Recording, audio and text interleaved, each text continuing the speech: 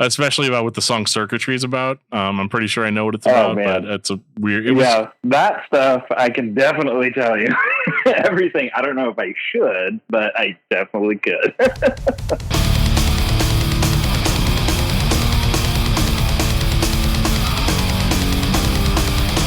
This is the Discuss Metal Podcast with Randy Torres of NYVES. Hosted by Dan Terry. Presented by discussmetal.com.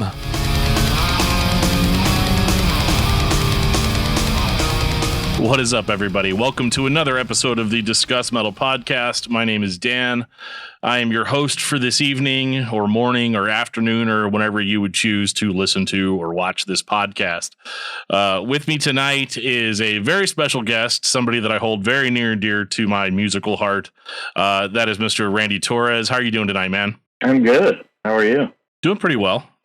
For a weekend. I have tomorrow off, so I'm like real casual, real loosey-goosey tonight. Good. That's what it's all about. 100%. Well, the reason I called you on tonight is, originally, there was some stuff that, went down in January that I'm not going to get into.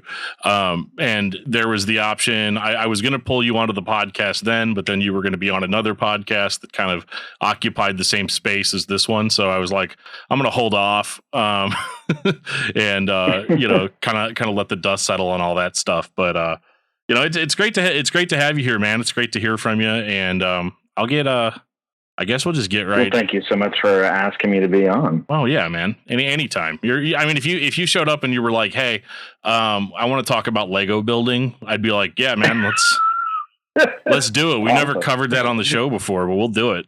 I was never good at Lego building, to be honest.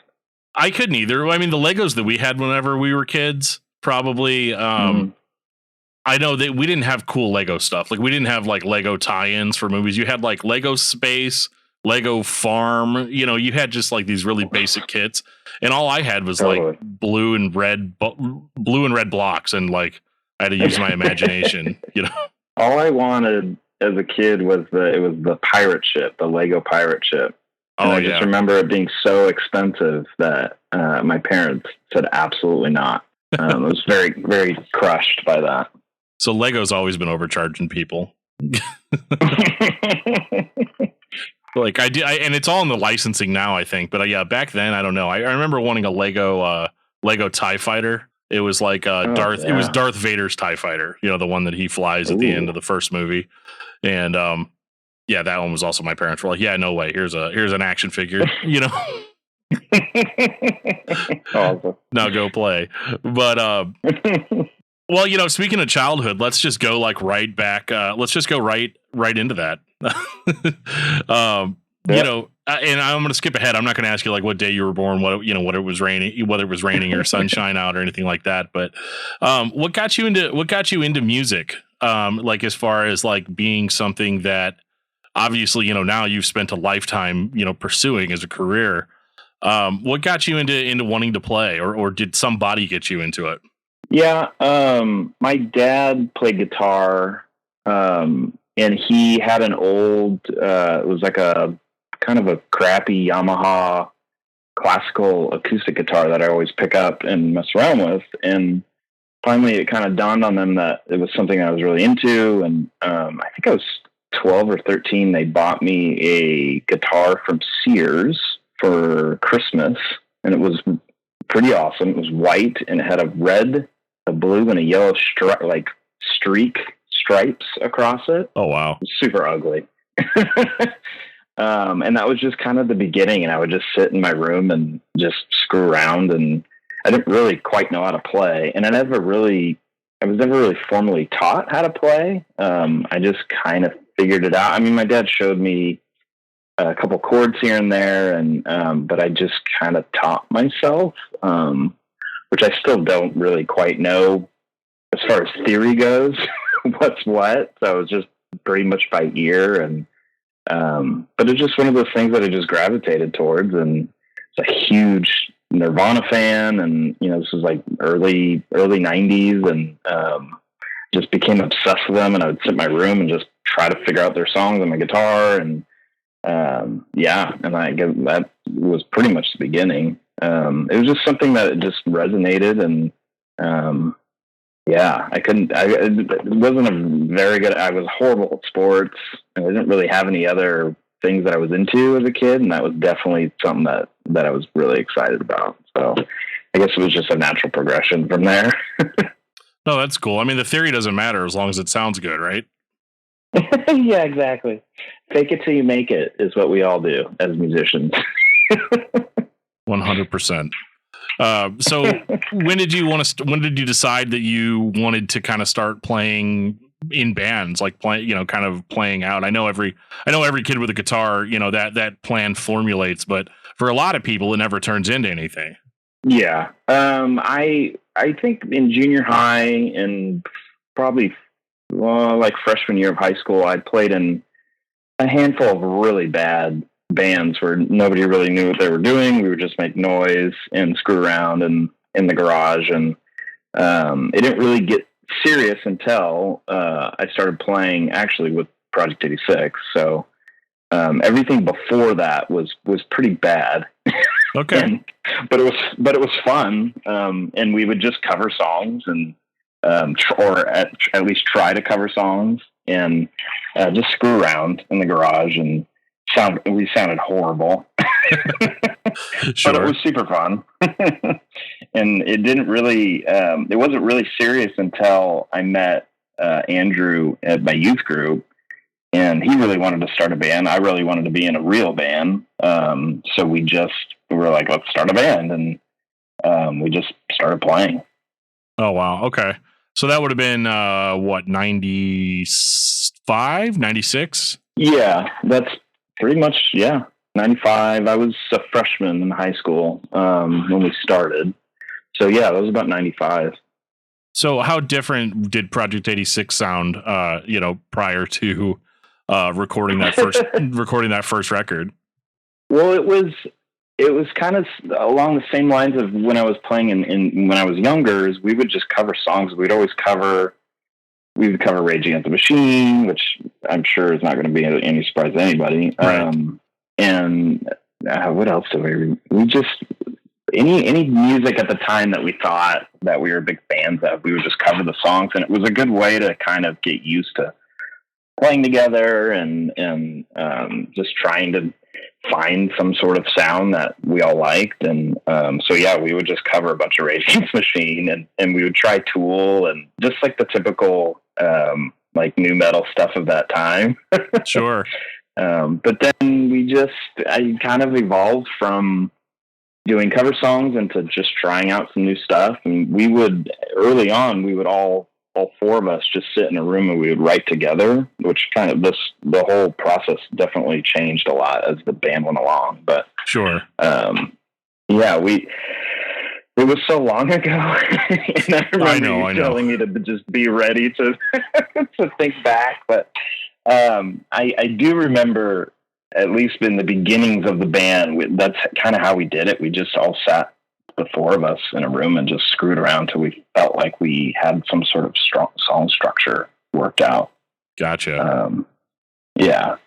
And it's just really funny too. If you listen to that first record, the structures are all over the place. Like they make no sense. Yeah, some songs, which could be a good thing, or when you start getting to get better at writing music, you start trying to structure things in such a way that makes sense. And so maybe sometimes that's a bad way to do it, because you start writing songs the same. But I mean, back then we didn't know anything. We were just going. Yeah, I mean, that first record is hilarious to me because not because I think it's funny, stupid, or anything, but I heard Drawing Black Lines first. And so going back to the self-titled after that, because obviously, you find out about a band and then you're like, oh crap, they have a whole other record out. So obviously you want to consume when you get into a band, you want to consume as much of whatever that band has for sure out at the time. Totally. And so I remember going back to that first record and just being like, oh wow, okay. So the pace is slower, but the songs are more, it was like like you said, it's like a Rage Against the Machine kind of meets Tool, sort of deal. As much as we could try to bring in those kind of influences, and we're obviously trying to not completely copy as much as we could. Right. But you could definitely hear our influences in that first record. And it was, way more heavy, and we all listened to hardcore and just at the time. And so it was just kind of a mess of the things that we were listening to at the time. Well, the thing I think is weird about that first record is that it was on Beck instead of Tooth and Nail. I don't think Solid State Solid State was around then. It's just weird that such a heavy record would be on a label that would eventually go on to do kind of your more contemporary Christian music. Or well, it's when Brandon started that I don't know if it's technically a sub label. When he started it, it was originally supposed to be the more mainstream label of Tooth and Nail. Okay. And it just kind of turned into being the contemporary side of it. But in the beginning, and we were like one of maybe 2 or 3 bands that were on that label, it was just his way of trying to separate from Tooth and Nail and be like a more mainstream thing, which at the time we were like, sounds good, let's do that. But it ended up turning into Jeremy Camp and Supertones and those bands. Well, and when I was talking to Steven earlier this year, he had mentioned that because obviously he'd played in Intermeans, I think. Yeah, it was Intermeans for a little bit before Project. And he said that, the goal from the very beginning was to be kind of like a more serious band and be like, we're going to really like 100% go for it, which I think is super unique to that time period, because nowadays I almost feel like nobody starts with that as their motivation. Right.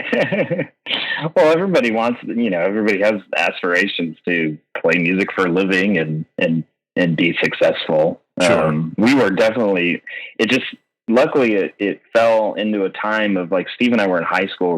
We were just graduating high school. So we didn't have any obligations like work or kids so we were just full, like just ready 100% in. So it just kind of all fell luckily along that time. And one of the hardest things about being in a band is getting everyone like 100% committed, which is so hard to do. Sure. Yeah. But yeah, or even podcasts for that matter. Getting people to show up for anything is sometimes a huge challenge. But after you guys recorded that record, I'm kind of moving ahead a little bit, but you guys recorded that first record and on Beck, and it was probably obviously the most successful thing. You guys got on bigger shows.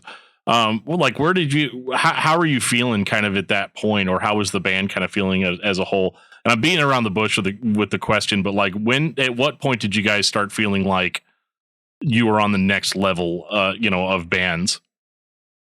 Yeah. It's a funny question to think about, because at least at the time I was so young that I was just kind of along for the ride, and I didn't, it's definitely one of the things that I regret is not really kind of enjoying the moment of being able to, make a living off of playing music and stuff. Like at the time, I just didn't even realize that was all happening. I was just like, oh, this is fun. This is great. I get to play in a band. And I guess it just didn't really even feel serious for a long time. It was just kind of a fun thing to do. But I feel like there was a time, and it wasn't until Drawing Black Lines where people started talking, and we had some interest from other labels, that it kind of felt like, oh shoot, this could actually really be something that could happen, I guess, which was always felt like that was always with us, like, oh, it could, we're almost there, we could get big and this could happen, but it just never did. Sure. I mean, I think the biggest thing was that Atlantic had struck gold with POD. And they were thinking, man, there is massive potential in this like Christian heavy music market, because even if you look at the stuff that like Solid State and Tooth and Nail did in the late 90s and the early 2000s, they were a juggernaut, on their own. but then you've got to the point where I started noticing that a lot of the bands that I liked that were on Tooth and Nail, ended up kind of jumping to major labels. So it was something that I almost feel like was expected. I know my copy of Drawing Black Lines says, I think it says Tooth and Nail and Atlantic Records, like it was a co-release. Yeah, it was a co-release. What ended up happening is our A&R guy, we shared the same A&R guy, the guy that signed POD. So they kind of, when POD started being successful, we shared the same manager, we shared the same A&R, and they pretty much just used that formula on us to just try to do the same thing, which I think we're two completely different bands, same kind of genre, but it obviously didn't work trying to put us in the same formula as they did with POD. But yeah, at the time, I think it was some Cornerstone. I don't remember what year it was, but we actually met POD's A&R guy, this guy, John Rubley, and he saw us play, and he's like, I'm really impressed with you guys. We would love to do something with you. And it kind of just turned into Drawing Black Lines it was either just coming out or was like halfway out. And he thought of the idea of them licensing it and doing a bit of a push on the commercial side of it. Okay. And then just going from there. So yeah, some of the releases are just Tooth and Nail, which I think too, if you would have bought them at Christian bookstores or any sort of Christian outlet, it would have been just a Tooth and Nail release. But then when Atlantic picked it up, then it was in all the stores. I mean, at the time, like Sam Goody and Tower Records, and when record stores were still around, then that would have the label Atlantic and Tooth and Nail. And it was just like a way for them to just have a part of that and to try to promote it. We had this whole idea of doing a re-release and actually adding 2 songs to Drawing Black Lines and then re-releasing it. Interesting. And we had this wacky story. Like, do you remember that movie Rockstar? Yes. Yeah. Mark Wahlberg. Okay. It's the unofficial Judas Priest movie. Exactly. Yeah. They asked Atlantic for a band to write an original song to be the title track for that movie. And so it somehow came to us, and this was right when we started doing that, the Drawing Black Lines thing with Atlantic. So we wrote a song for the movie that no one's ever heard. And it was going to be on the soundtrack. It was going to be the title track for the movie. And we did it. We went into the studio, recorded it, mixed it, and the song's okay. It's not one of my favorites, but the label hated the song, and it just all kind of went away. Well, and I don't know if some artists ended up getting that. I don't think anybody did. It just didn't. The whole thing didn't really make sense because the movie takes place in the 80s, and we're not that kind of music anyway. So the whole thing was weird to begin with. But the whole idea was Atlantic was going to re-release Drawing Back Lines with these 2 new tracks. One of the tracks was going to be in that movie Rockstar. Obviously none of this happened. Sure. Yeah. Yeah. So, which then in turn turned into us writing for Truthless Heroes and doing that record. But okay. Yeah. I'm going to get into Truthless Heroes here in a little bit, but at this point, though, obviously with all the Atlantic attention and all of that, was the band, I mean, with all of this stuff going on and a label signing a band that obviously wasn't like a radio hits band. I mean, you guys had catchy songs, even on Drawing Black Lines, One Arm Man and like Sad Machines and stuff. So like there wasn't a commercial appeal, but it was only for people that were into like dingy, heavy rock, and you guys kind of went into hardcore a little bit more. And like you went into hardcore more than a lot of the more mainstream friendly bands would have. Which I always thought was really, really weird because people would say like, oh, well, this record's like super, super screamy. Because I had like friends that were really into Slipknot, and like I would show them Drawing Black Lines, and they'd be like, I don't know, man, it's like the guy screams too much or whatever. I'm like, are you kidding me? Yeah. Like, wow. Yeah. But teenagers don't know anything about music, and I'm an adult and I really don't know anything about music. So, it's just one of those weird things. But was the band still, this is something I'm going to ask you this probably 3 or 4 times throughout this chat, but was the band still fun at this point? Yeah, for sure. It didn't start to become stressful and until like later on, until way after, like Truthless Heroes is when it kind of started getting, unfun, I guess is the word that I keep using. But, It was at the time early on, it's like I said, I was a kid.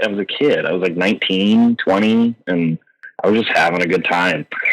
Just thankful that I had this opportunity, So I wasn't thinking in a responsible manner of being like, oh man, what this is turning into a job, or, what is going to happen the rest of my life? Am I going to have to play music the rest of my life? Like these things didn't enter my brain, I guess.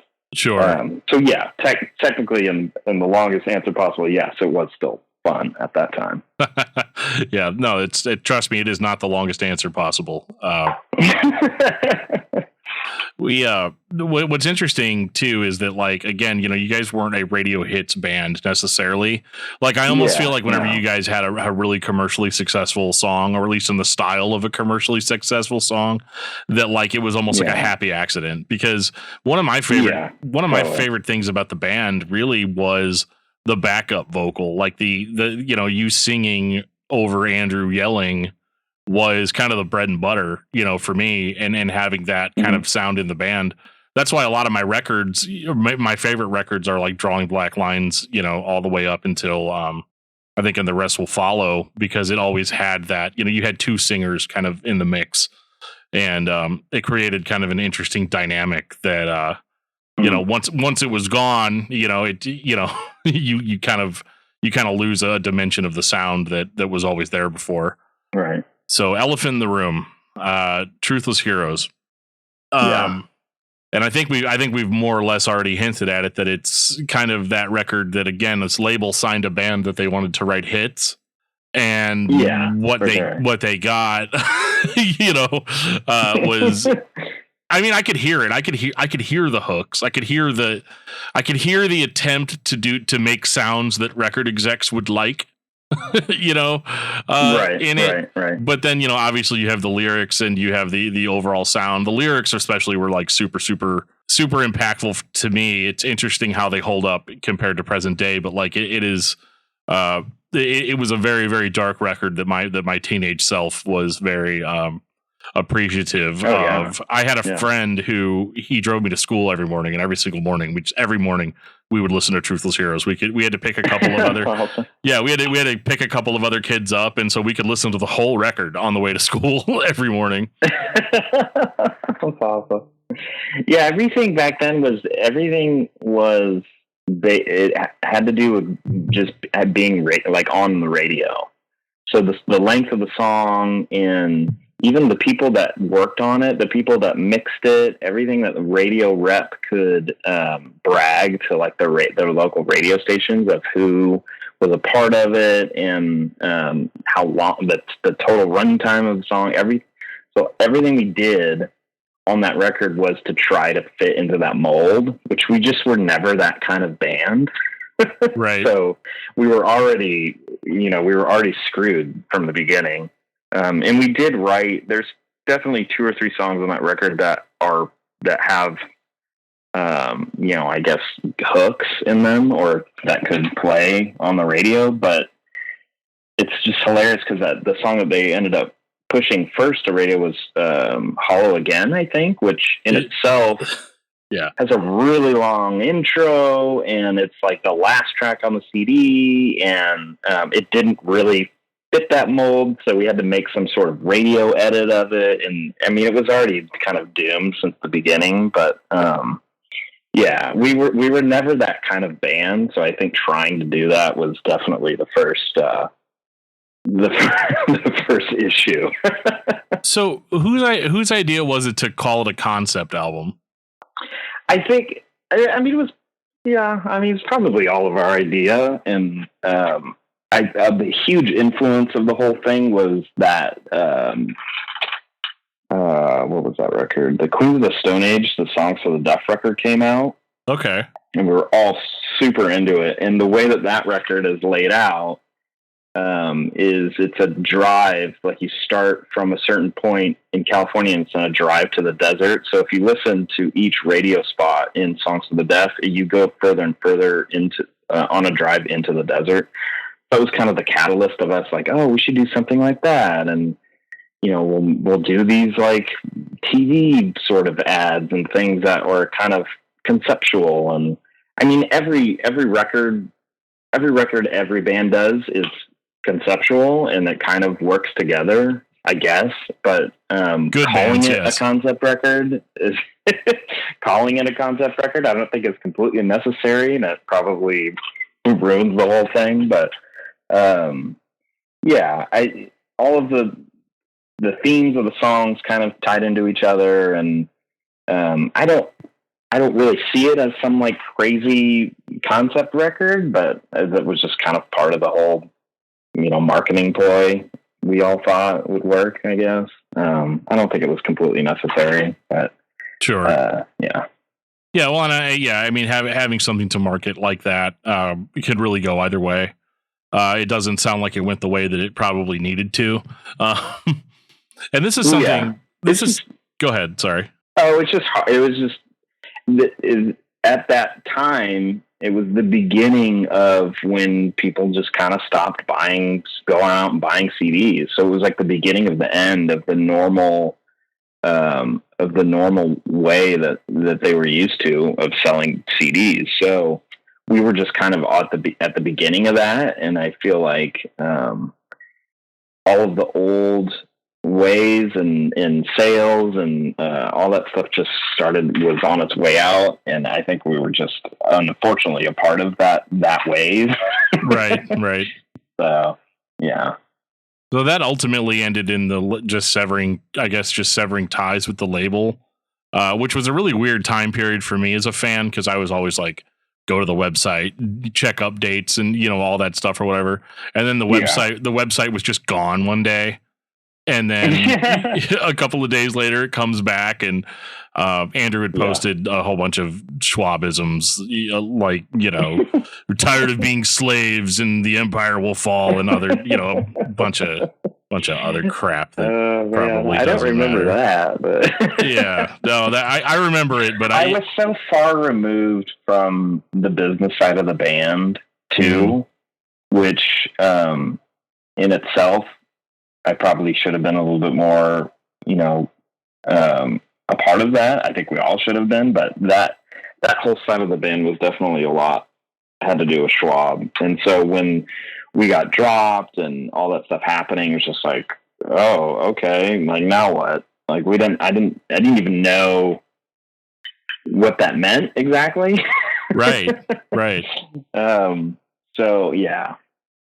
Well, I know in a lot of cases, like bigger labels like that, and I've talked to people that have kind of gone through this, where the label basically keeps the band, in the sense that they keep the band's name, they keep all of the all of the stuff, and to the point where that band basically kind of own the masters. They own, like, whatever you've done for them that they essentially paid for, is they're going to do their best to try to get their money back. Right. So they would own the masters. They would own the rights to that record, essentially. I mean, it all depends on the contract that you sign. Sure. But with it all happening, it actually kind of worked out because of the way our contract was with Tooth and Nail. I'm not going to get into like the specifics of it, but sure. Atlantic bought us out of our contract with Tooth and Nail, and we got a better deal out of that. So when Atlantic dropped us, we were actually in a better spot, because if we would have gone through with our original contract with Tooth and Nail, like they were at the time, Brandon would do these long contracts, like 6 record deals. Yeah.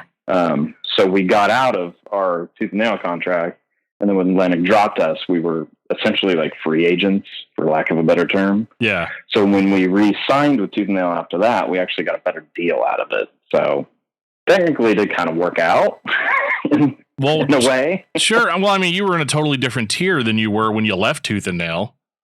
You know, Right, so it makes sense. Like whether the record was successful or not, it still had the Atlantic push. It still moved units. You know what I mean? Yeah. So it's not like it was a total failure, which I think sometimes it gets portrayed that way. But like, it's a much more successful record than I've ever put out. You know, and you know, so for that, it's just one of those weird things. But I just thought it was interesting how you know, there was the break, and then you guys kind of came back full force with Songs to Burn Your Bridges By, which I won't repeat this story now, but that record, I actually ended up wrecking my car while I was listening to it. Yeah, I think I think you told Steve the story. I did. You interviewed him, right? Yeah, I did. Yeah. Fascinating. Yep. Yeah, it was during Oblivion. Man. But well, and I love that record a lot. By the way, it's probably my favorite overall as far as all the records go. Just because we weren't trying to do what I was saying before. We weren't trying to do like make a radio song or radio hit and fit in these hooks and stuff. It was all very natural. Schwab knew exactly what he wanted to do. We all knew what we wanted to do. Plus the fact is a lot of the songs were B-sides or things that we didn't use for Drawing Black Lines. So it kind of had that Drawing Black Lines vibe to it. Yeah, definitely. Because I remember telling people it was like, it almost sounds like it should have come out between Drawing Black Lines and Truthless Heroes. Which is exactly what it is. I mean, that's essentially, as far as the songs go, that is exactly what it is. Yeah. So at this point, you know, you guys put that record out. You're with Tooth and Nail. That's actually, I saw you guys right before the car wreck incident. I had seen you guys probably like maybe a week before that. And that's actually where I bought the CD was at the show. I think it was you guys and Haste the Day, I believe. Oh. Yeah, so it was Was this in Missouri somewhere? It was in Missouri, yeah. Cool. Yep. I don't remember exactly where we went though. I've seen Project like 5 times. Kansas. We played Kansas City a lot. We played St. Louis a bunch too. Yeah, so we would have been the St. Louis show. Yeah. Oh, okay. Yeah, that's our hometown here. But the interesting thing too is that like it just seemed like the band was on like a bit like another upward swing, which makes sense now that you're like, yeah, we had a better contract, you know, and that was also kind of seeing the band kind of more reintroduced into the like Christian market again. Whereas I feel like with Truthless Heroes, the whole goal was to like not be in that market. Yeah. It's funny to think about that whole strategy now, how stupid that is. With our manager at the time, same manager as POD, and they were pretty successful of taking POD just kind of out of that world and just completely making them into a mainstream band. And that was just the strategy for us. And I think that was just a horrible idea when you think about it. Like there was no reason for us to do something like that. But we were trying to not play the church shows. We were trying not to play the Christian festivals, and we were trying to just do mainstream shows, which in itself is even more ridiculous because those mainstream shows are at clubs and bars and things that you can only be 21 to get to, and it's just stupid.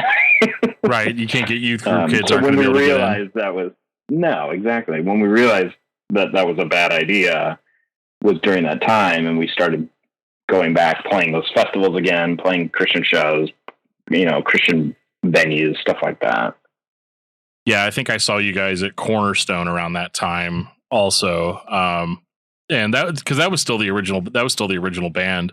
So I think like the first 3 or 4 times I saw a project was the original band.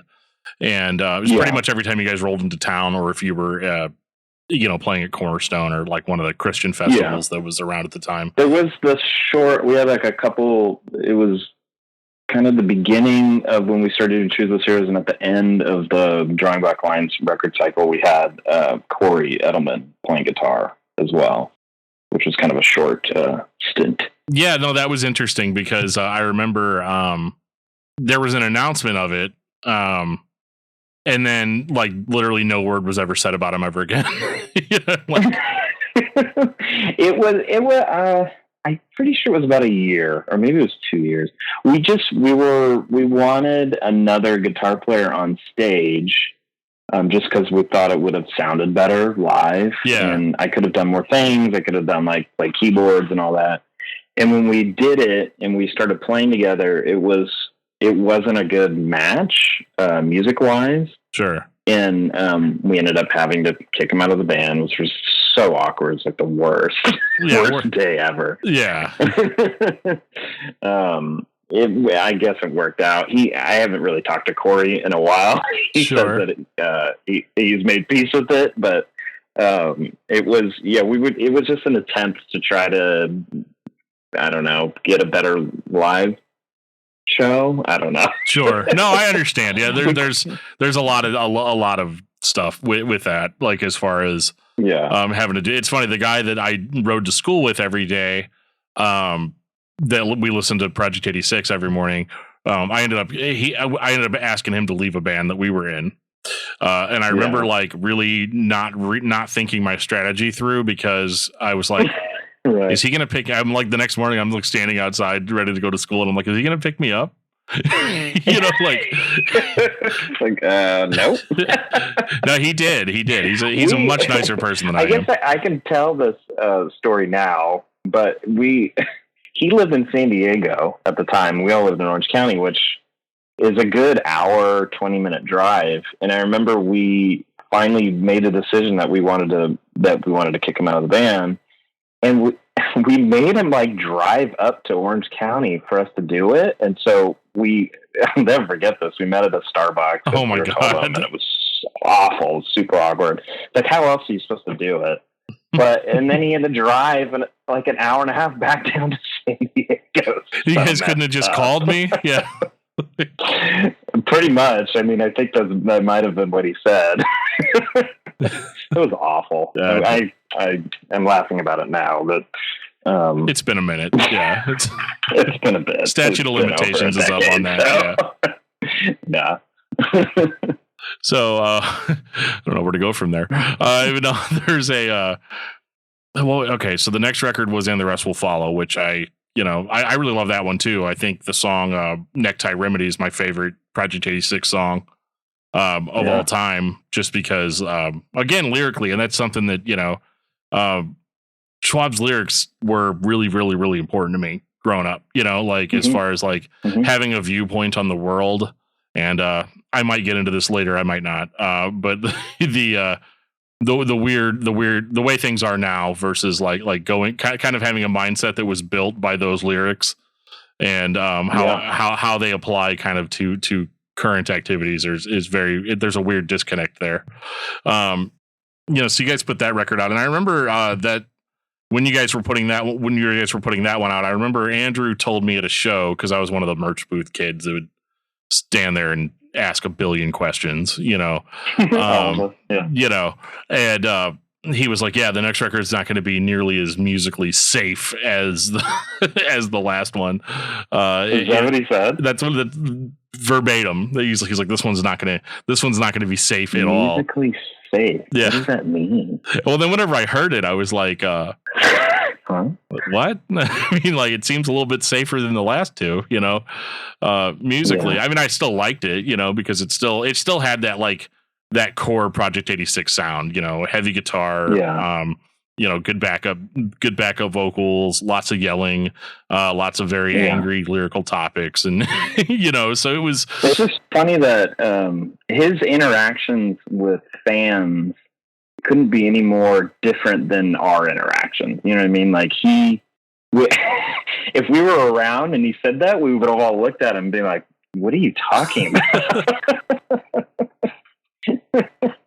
Well, that may have been the beginning of the whole narrative of, well, I write everything, or whatever,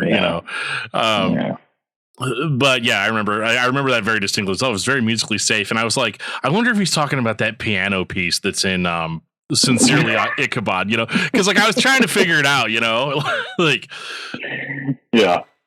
Like, when am I going to feel unsafe when I'm hearing this? Everything that we did as a band, it was all four of us having to agree on it. You know what I mean? There was never, unless somebody, i.e. Schwab, completely didn't like something, like it's funny to hear this now because we were all on the same page when we would write these records. Right. So if he, at the time of us writing all that and the rest will follow music, he wasn't into something, he would have said it, so it's just weird that he would say something like that. And, but I think like in his defense, I think that he was just being the hype man.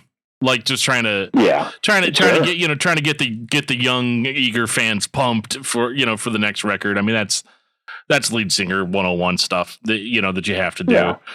So like I understood it. The face of the band, so yeah. So like, and that was and I assume that was kind of the idea from the beginning, was that he was going to handle kind of the PR for the band for the most part. Oh, for sure. Yeah, I mean, he was a very well-spoken guy, and he was really good at that stuff. And we all kind of preferred it because he was good at it. So we would just not talk we would try to talk as little as possible when it came to interviews and it came to like interacting with bands.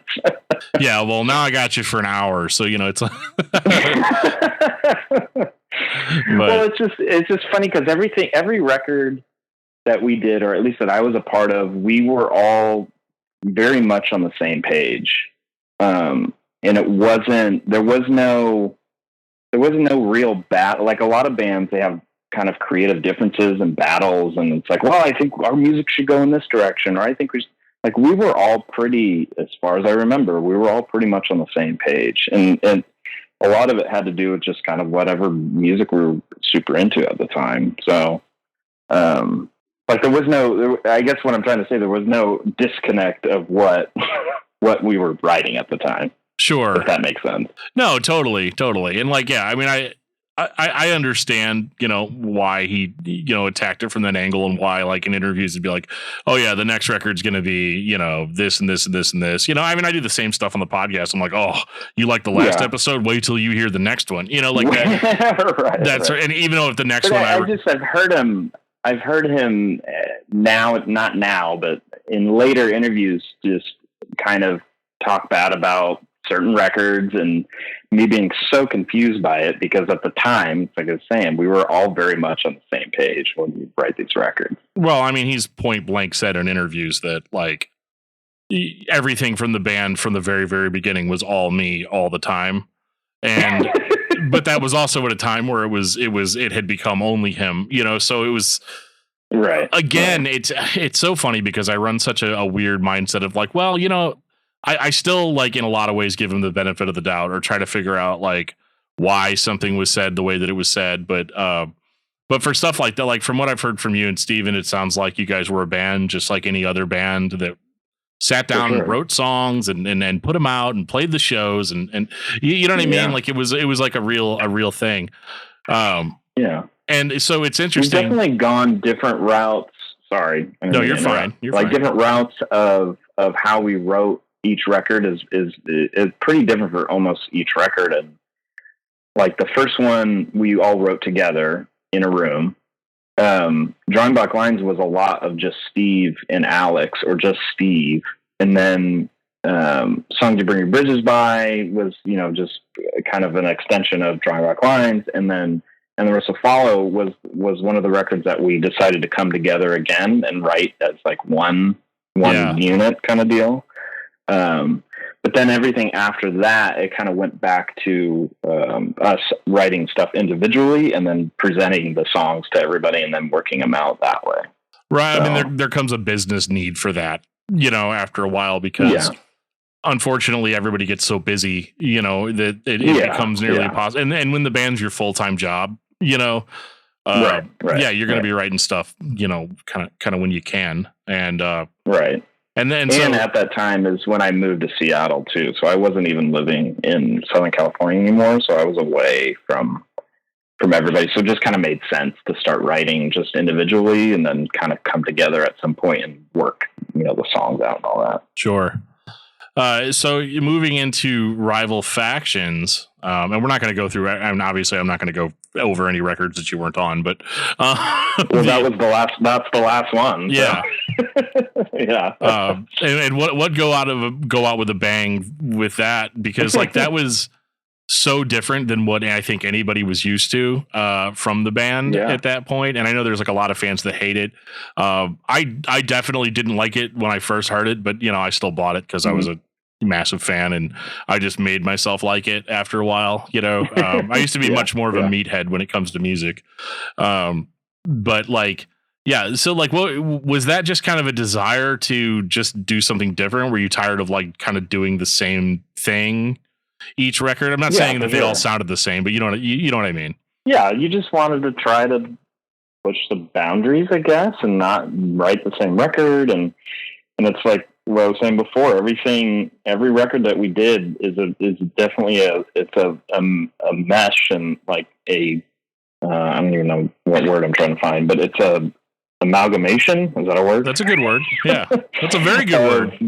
Of what we were all listening to. And so at that time, Schwab was very much into She Wants Revenge, and that we were like, I was listening to The Faint and like kind of these dancier, dark, kind of goth bands. Right. And it just was a natural progression of just being into those kind of bands. And that was just our take on what we were into at the time. Right. Which is also brings me back to a hilarious, I'm pretty sure he said, Schwab said that he hated that record and that it was me or it was us that did that record and he had nothing to do with it, which is complete BS. And his voice is all over it.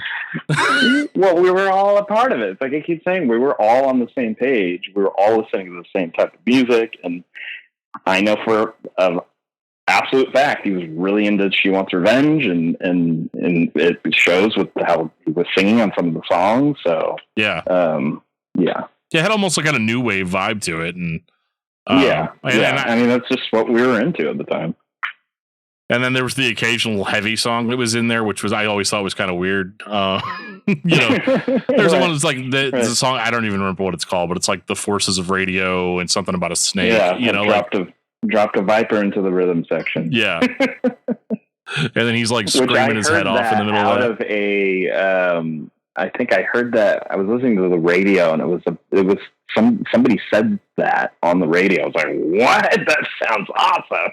Right. Oh, that is hilarious. So I guess again, there's a lot of elephants in this room. It's like a zoo in here. So obviously, this is the record that you left after, or would it be too forthcoming to just be like, why?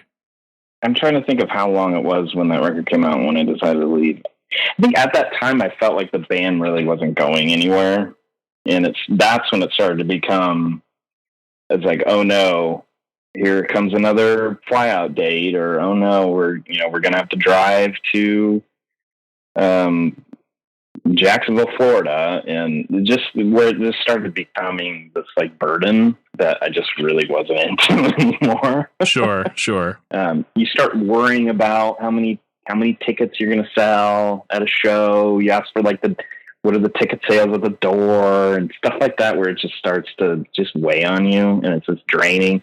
And I saw at the time, that was when Under Road started getting huge, Norma Jean, all these bands, they would draw like crazy amounts of kids. And I just saw us being not relevant to that anymore. So it's just, that's definitely the beginning of just thinking like, well, maybe this isn't something that I'm going to do the rest of my life. Or maybe it's run its course, Yeah, at least for me, it definitely was the beginning of running its course. And so you start thinking about, and at the time, I think I was 24, 25. And you just start thinking like, wait, I can't play in bands the rest of my life. Some people have done that and they pull it off and it's awesome. But I just thought there's no way. What's going to happen when I'm 40? What's going to happen when I'm 45? I'm going to be some old dude like playing in some band. Yeah, you're in your 60s and you're like, all right, guys, here we go. One-armed man, let's go. Yeah. We're going to do some fly-out dates. Like, there's just no way. I mean, don't get me wrong. It started entering my brain. There's plenty of fans of that era of the band that would love nothing more than you guys to all do a fly-out date and do that. You know. It's like giving me like you're just stressing me out. I'm sorry. I'm not trying to. Not trying to. But you know, I think I'm trying to be as respectful as possible to all parties. But there comes a point where, you know, enough time goes by and it's enough time goes by where, you know, statute of limitations kind of comes up on that stuff. But I totally understand, like, because that was the time where, like, even when I would listen to Project 86, by that time I'd been listening to like much heavier bands. You know, I went in, you know, full metal, you know, Christian or not, whatever, who cares? Like, let's just be heavy and act like idiots, you know? And, you know, and Project 86 was that band that I'd kind of come back to and be like, oh, okay, well, they're doing a different thing or whatever, you know? And, but it was interesting because I think whenever I went and saw the band, I think the next record, Picket Fence Cartel, had come out, and I went and saw it was the Scream the Prayer tour, and it was Schwab and Steven was there, but then I didn't know anybody else, you know, that was in the band. I think it had like two other guys, and I remember he stood the entire time with his crotch in my face, Schwab, during that show. I don't think intentionally, but it was just a weird stage thing. And I was such a fan that I was like, yeah, this is amazing, you know? Yeah. That Scream the Prayer tour, I was out. I was gone. Which I think, I don't remember who was, who did you see play in the band? I have no idea. Happened? I mean, it was obviously Schwab and Steven were the only people I recognized. And that was one of those weird things too, where like there had never been any type of official announcement that you'd left the band, or there was no we had this weird agreement when I left, which could be an entire podcast in itself. Sure. But when I left, I felt like I was kind of leaving. I was just leaving him in the lurch, and so I thought for the betterment of the band that we wouldn't really announce that I was quitting. I don't know why we did this. So we never really announced it. Right. It wasn't a thing. And we even did like a photo shoot way after I left the band. Weird. So it would be in the photos. I don't know why I agreed to this. That's super weird. Like, I mean, it's weird. Like I kind of like, sort of understand it, so like the fans don't lose hope or whatever, but like at the same time, like, you know, when you got your front man telling everybody that he is the band, I don't understand why it would be, you know, that big of a deal. You know, bands change people. I mean, Norma Jean changed lead singers after their first record, you know. Like, I mean, band members come and go. It's when you're into this kind of music, like that's just something that we're all pretty used to, you know. So thinking back at that whole thing, it was a whole deal. But it's just funny. We were writing for Picket Fence Cartel, and I wrote a few songs. But I just remember just coming to a breaking point where it's like, I need to get out of here. And I remember it was this long conversation on the phone with Schwab, and I remember him saying, well, you know, you should leave the band if you're unhappy. And I said, you know what, that's a really good idea. I think I want to do that. And then he was calling my bluff, and I was like, nope, I think I'm out. And it was funny. He's like, whoa, wait, you know, hold on. Let's back up a couple seconds here. Yeah. And I think that's what kind of turned into you know what, for now, we're not going to tell anybody, make a big deal out of it. You know, you guys can continue on. I'm just not going to be a part of this, blah, blah, blah. Sure. Yeah. Sounds reasonable. And then, you know, Steven was out just pretty quickly after that, you know. Yeah. I think he was in the band for maybe another year. Right. Which, another record. Him and I were definitely the closest friends in the band. And that I think I felt the worst about just kind of leaving him. Sure. But, he didn't last very long. He didn't look super happy whenever I saw him in that Scream the Prayer. Oh yeah, he was in a very dark place at that point. But it was just tough because at the time that was our only income. So essentially, you're just kind of quitting your job with nothing. You know what I mean? With no real backup plan. Sure. Yeah. I'm glad I did it at the time. That's terrifying, though. Yeah. right. Because it was all we had. But luckily for me, I had a job offer, so it was easier to do it. But for him, he didn't really have anything like that lined up, so it took him a little bit longer for him to get out. But yeah, I feel that. I've been in that situation before with like corporate jobs and stuff, being like, I got to get out. You know, like I can't realistically pretend that I'm happy and that everything's all honky dory. You know. And then right, it's bad. But just when you're miserable, and some people like to be miserable, but I wasn't really into it, so I just had to do what I had to. Well, and then so that's whenever you started working for, it was Tooth and Nail, right? Or were you doing that while you were in project? That was exactly when I started working Tooth and Nail, because I moved to Seattle kind of before. It was kind of after Song to Bring Bridges By and before Rival Factions when I moved up there, and I had the opportunity to work for Aaron Sprinkle, which I did while I was doing the band. But to have like a real job opportunity is when Brandon was looking for an A&R guy, and that's when it started entering my brain that I probably should quit because I hated being in the band. And he offered me the job, so that's when I ended up quitting. Okay, yeah, that makes sense. I mean, having something, having a quote unquote real job, after that. Yeah, exactly. Something with a real paycheck and all that stuff. For sure. And for the sake of time, because I know I've only got you for a little bit longer, but I guess at what point what was the cat out of the bag as far as like, I mean, obviously fans were going to the shows, and maybe you don't know this, maybe you just weren't even like paying attention. Fans were going to shows and realizing that like nobody was in the band except for Andrew. We didn't even talk about Alex, or I feel kind of bad about that.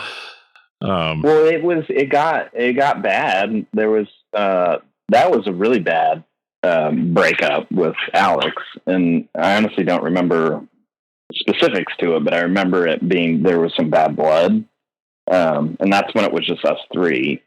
But are you asking just when it was finally, I guess, announced that we weren't a part of the band anymore, or which again you may not even know that ever happened.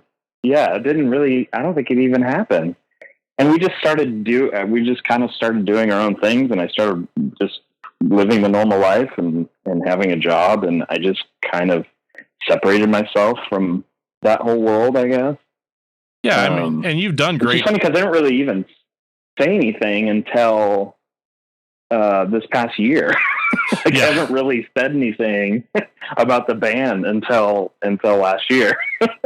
And that's and I asked you that question being a little facetious. I know it didn't happen. I know there was no announcement. There was no, sort of thing.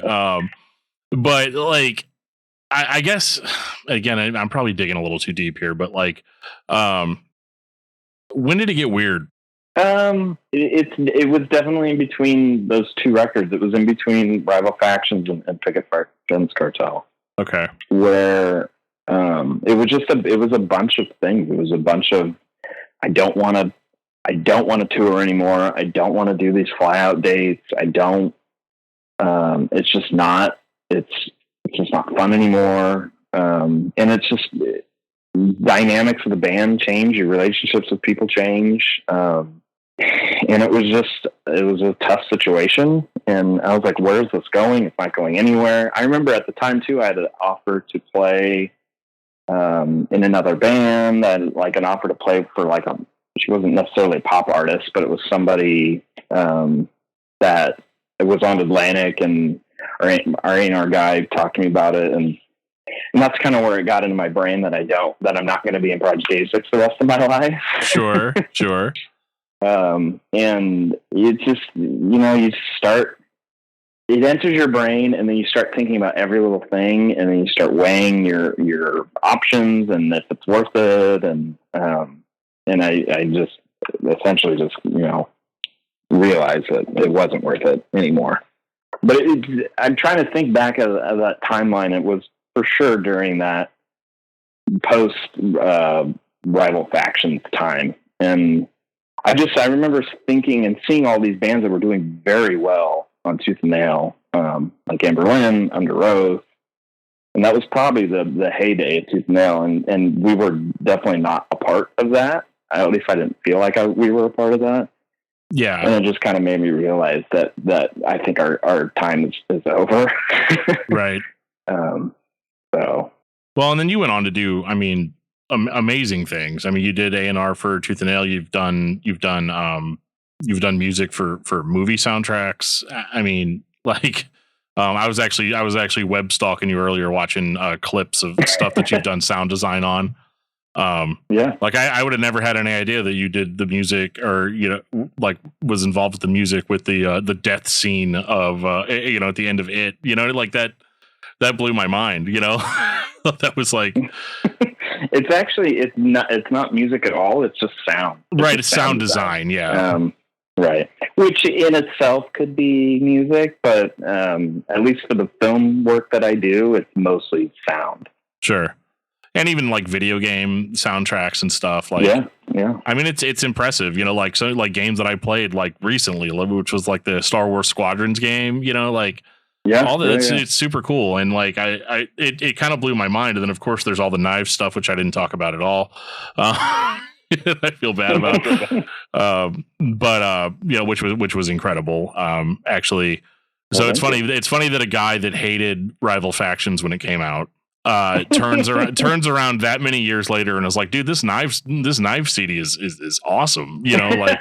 Well, it just goes to show. It's like when you just listen to different music. Like I definitely still love heavy music. I still listen to it a lot, but sure. You just start branching out. You start listening to other bands, and what really resonated with me, and it still does, is that type of music, like keyboard based, not necessarily dance music, but kind of goth, influenced Depeche Mode and like that kind of stuff. I definitely gravitated towards more as I got older. Yeah. But yeah, when you just go through these like seasons and you start listening to different things and things that I would never have listened to, now I would have listened to back then, and vice versa. And so, yeah.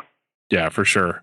No, it's impressive. It really is. And this isn't just like, oh, I'm on the phone with you, so I'm going to tell you how great everything is, like that sort of thing. But at the same time, it is really, it's inspirational, I think, for a lot of people that, because you did kind of quit the whole like being in a band to make your living thing. Yet you've still found a way through to make music your main source of income.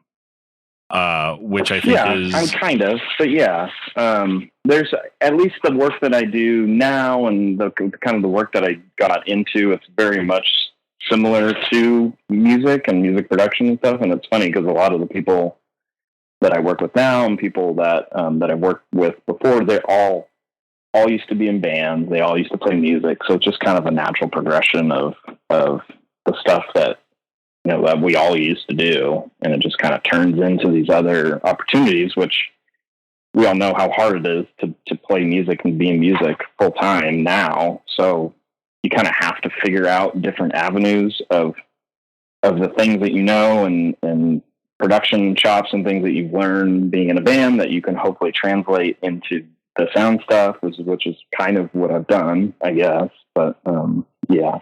I think it's super cool. I would love to have a job that I could be creative in, that's part of why I started podcasting, was so that I could have some sort of creative outlet. As a person that doesn't really have a lot of musical ability, I was a lead singer. So that's all you need to, all you really need to pull, right. all you need to really pull from that.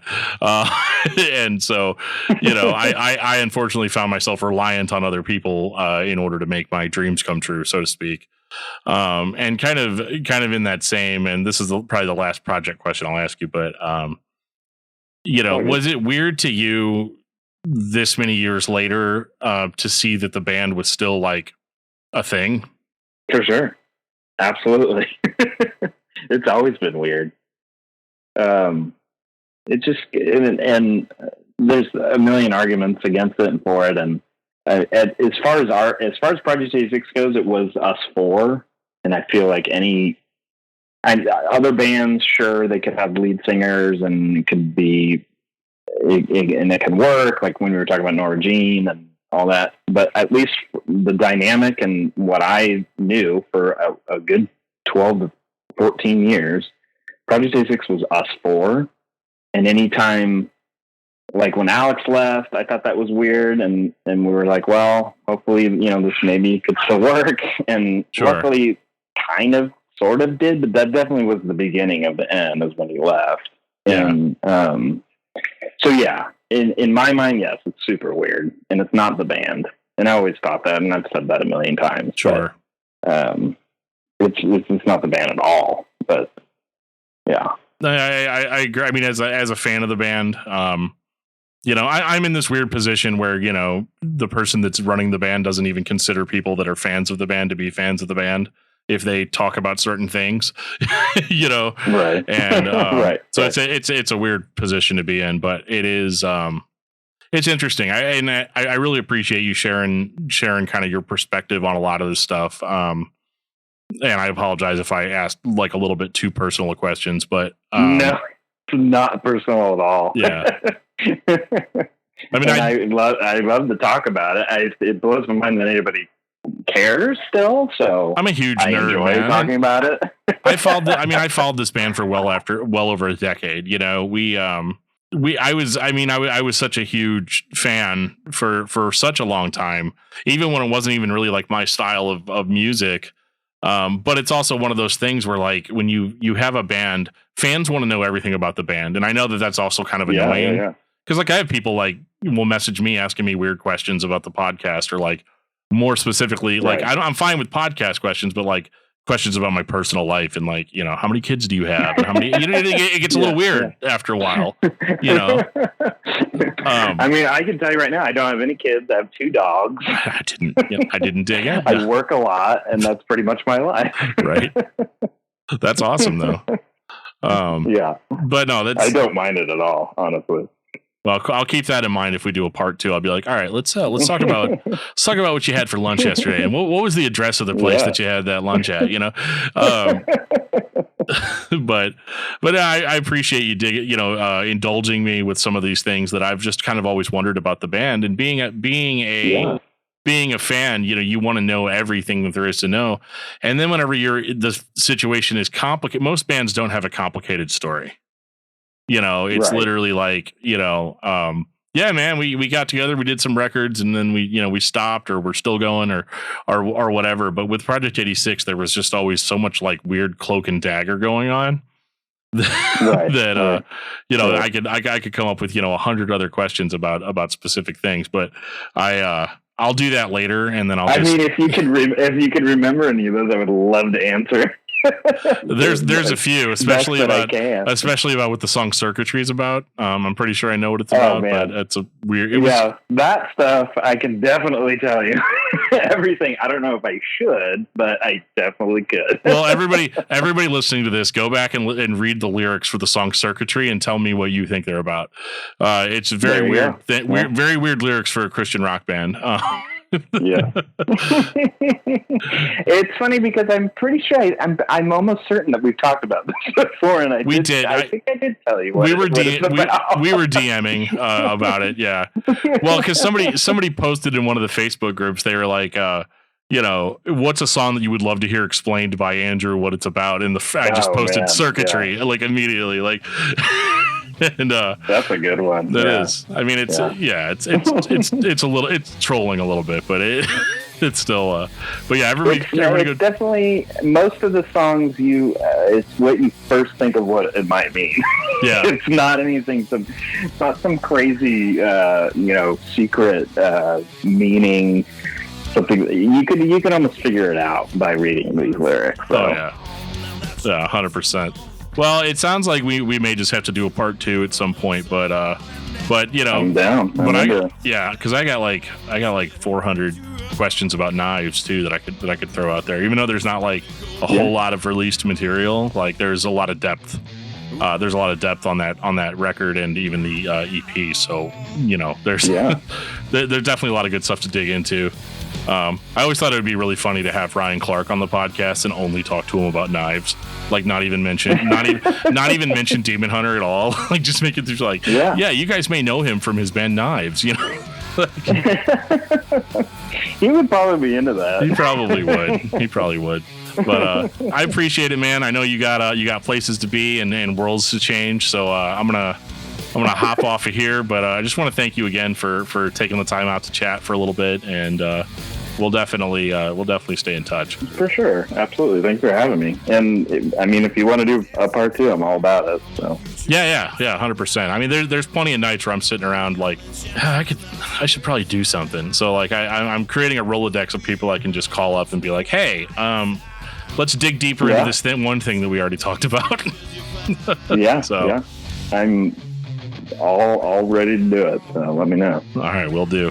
All right, man. Well, you have yourself a great night, and we'll catch up. We'll catch up soon. All right. Thanks, Dan. Appreciate it. This has been the Discuss Metal Podcast with Randy Torres of Knives, presented by discussmetal.com.